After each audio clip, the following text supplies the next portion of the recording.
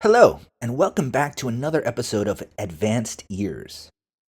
I'm Mark from mksenglish.com, and today's topic is a fascinating one: globalization and cultural identity.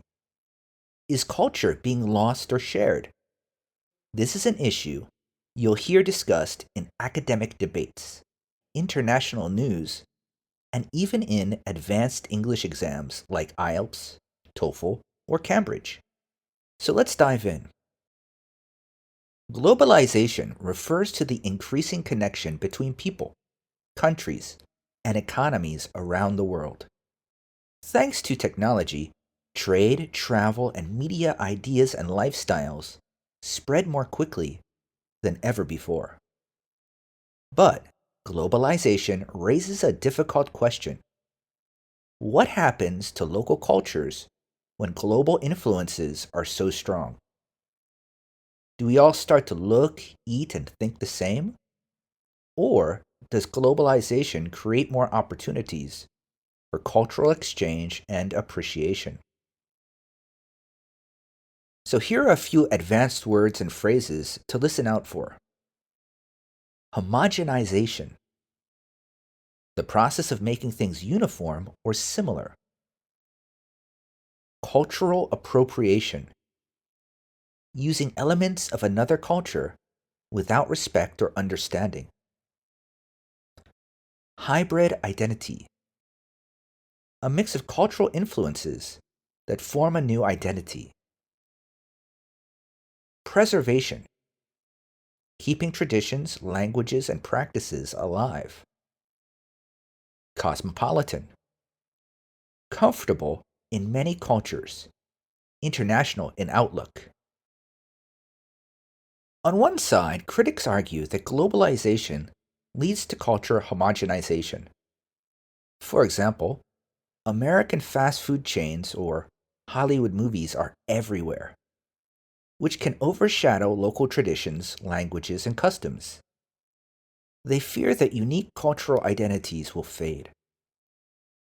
On the other hand, supporters of globalization argue that it actually creates opportunity for cultural exchange. People can share their food, music, art, and ideas with the world. They point to the rise of hybrid identities, where people proudly combine global and local influences. Think of K-pop, which blends Western pop with Korean culture, or fusion cuisine that mixes flavors from different traditions. So, is globalization destroying cultures, or is it giving them a bigger stage?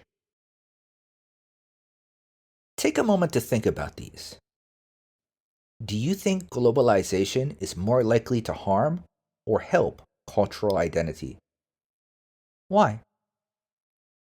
In your country, can you see examples of traditions that are disappearing because of globalization? Can you see examples of local culture spreading to the rest of the world? And lastly, would you describe yourself as having a hybrid identity? Why or why not?